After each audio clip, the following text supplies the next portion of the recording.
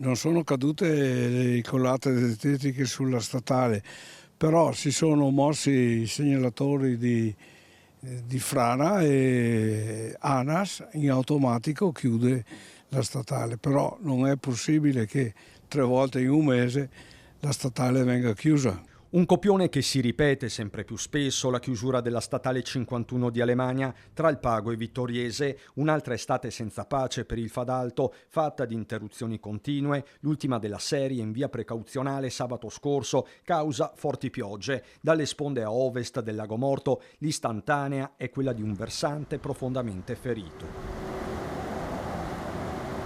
Una prospettiva panoramica quanto inedita suggerita da Bruno Fasan, per decenni amministratore a Vittorio Veneto e residente in zona. Inevitabile il riferimento a quanto sta accadendo specularmente sempre lungo l'Alemagna tra Borca e San Vito di Cadore. Non vorrei essere frainteso, però per fortuna che sono cadute anche a Cortina, perché qui sono 20 anni che cadono e non succede mai niente. Anzi, la sola cosa che è successo 2 anni fa, quando ero assessore ai lavori pubblici, è stato redatto un progetto di 5 gallerie paramassi, però sono passati 2 anni, si avvicina la Cortina 2026, io speravo che partissero i lavori, ma ancora non si vede niente. Nel frattempo, come annunciato già sabato, la sindaca di Vittorio Veneto, Mirella Bagliana, ha chiesto al prefetto la convocazione di un tavolo. All'ordine del giorno c'è anche la gratuità del tratto autostradale in caso di chiusura della statale 51, una richiesta di buonsenso fino ad oggi rimbalzata.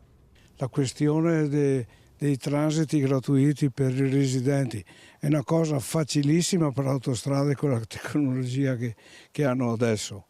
Nell'era dell'intelligenza artificiale è difficile non trovare una soluzione. Nel frattempo bisognerebbe agire anche a monte, aggiunge Fasan, con la rimozione graduale del materiale, richieste urgenti per un problema ormai cronico ben presente a tutti i residenti. Comunque servono soldi per sistemare, ma soprattutto diciamo azioni che siano definitive, non provvisorie come ci sono da anni.